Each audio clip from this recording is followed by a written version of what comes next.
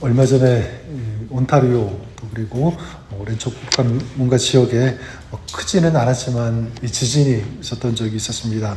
아마 많은 분들이 놀랐을 텐데요.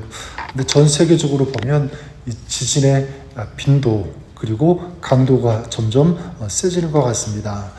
진도 7 이상, 대지진이라고 하기도 하죠. 8, 9 가까이 되는 그런 지진도 일어나게 되는데, 과학적으로 이게 증명이 되지는 않았지만, 이 대지진의 이 선행 현상이 일어난다고 합니다.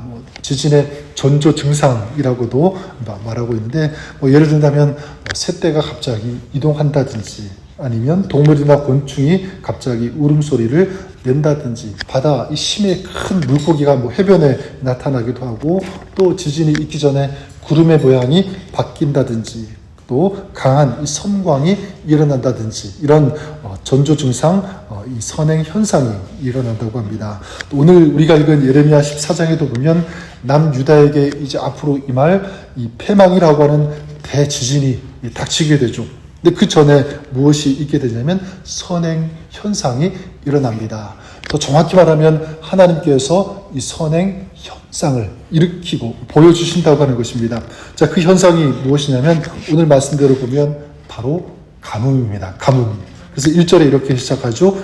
가뭄에 대하여 예레미야에게 임한 여호와의 말씀이라. 자, 하나님께서는 유다에게 가뭄이 일어날 것에 대해서 예레미야에게 이제 말씀하십니다. 가뭄이 일어났을 때 유다에게 어떤 일이 벌어지게 됐냐면 3절과 4절에 이렇게 말씀합니다. 귀인들은 자기 사환들을 보내어 물을 얻으려 하였으나 그들이 우물에 갔어도 물을 얻지 못하여 빈 그릇으로 돌아오니 부끄럽고 근심하여 그들의 머리를 가리며 땅에 비가 없어 지면이 갈라지니 밭가는 자가 부끄러워서 그의 머리를 가리는 터다. 가뭄이 들어서 비가 내리지 않으니까 당연히 물이 부족하겠죠. 마실 물이 없습니다.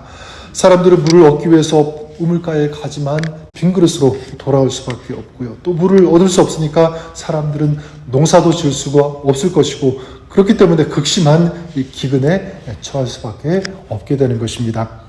이 가뭄은 사람들에게만 고통을 주는 것이 아니라 동물에게도 똑같은 이 고통을 주게 되죠. 5절과 6절에 보면 들의 암사슴은 새끼를 낳아도 풀이 없으므로 내버리며 들나귀들은 벗은 산 위에서 승냥이 같이 헐떡이며 풀이 없으므로 눈이 흐려지는도다. 암사슴이 새끼를 낳았는데 그러면 풀을 먹고 젖을 먹여야 되는데 먹을 수 없으니까 이 새끼를 그냥 내버릴 수밖에 없게 됩니다. 들나귀들도 헐벗은 산에서 헐떡이면서 풀을 뜯지 못하고요. 눈이 흐려졌다라고 말씀합니다. 자, 그런데 문제는 무엇이냐면 이런 가뭄은 앞으로 유다에게 임할 대심판의 선행 현상에 불과하다는 것입니다. 이 가뭄은 무엇이냐면 심판의 시작에 불과하다. 이제 앞으로 유다에게는 어떤 일이 벌어지게 됩니까? 바벨론의 칼, 창이 유다를 겨누게 되죠. 그리고 유다에게는 엄청난 기근이 일어나고 또 전염병도 창궐하게 된다는 것이 오늘 말씀의 내용입니다. 유다가 맞이하게 될 이 재앙이 얼마나 무서운지를 알기에 예레미야가 어떻게 하죠? 하나님께 용서를 구하면서 기도합니다. 7절에 보면 여호와여 우리의 죄악이 우리에게 대하여 증언할지라도 주는 주의 이름을 위하여 일하소서. 우리의 타락함이 많으니이다. 우리가 주께 범죄하였나이다. 안타까움 도저히 어떻게 할 수가 없으니까 예레미야가 하나님 앞에 간절히 하나님의 긍휼, 하나님의 용서를 구하면서 기도하는 것을 보게 됩니다. 하지만 하나님께서는 이 예레미야에게 뭐라고 말씀하십니까? 기도하지 말라. 그리고 그 백성을 위하여 복을 구하지도 말라. 그래서 마지막 12절에 보면 그들이 금식할지라도 내가 그 부르짖음을 듣지 아니하겠고 번제와 소제를 드릴지라도 내가 그것을 받지 아니할 뿐 아니라 칼과 기근과 전염병으로 내가 그들을 멸하리라. 자, 하나님께서 그렇게 하실 수밖에 없는 이유가 있다면 무엇이 있겠습니까? 하나님께서 유다를 심판하실 수밖에 없는 그 이유에 대해서 10절에 이렇게 말씀합니다. 여호와께서 이 백성에 대하여 이와 같이 말씀하시되 그들이 어그러진 길을 사랑하여 그들의 발을 멈추지 아니함으로 그들이 어그러진 길을 사랑했다. 그리고 그 길을 멈추지 않았다.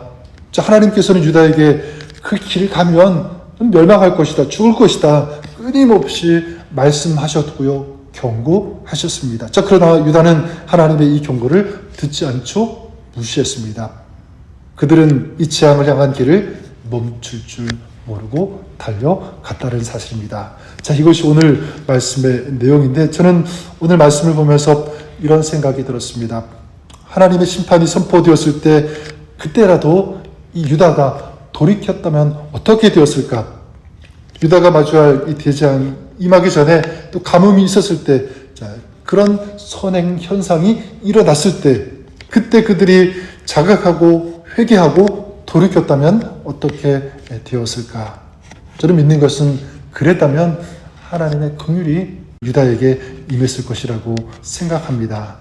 그렇죠. 만약 하나님께서 유다를 치시기로 작정했다면 바로 치시지 않았겠습니까? 그럼에도 불구하고 하나님은 그렇게 하지 않고 선지자들을 보내고 경고하고 이런 전조 증상이 있게 하고 무엇을 말합니까? 하나님께서 그들이 지금이라도 늦지 않았으니까 돌아오라고 하는 그런 하나님의 마음이었을 것입니다.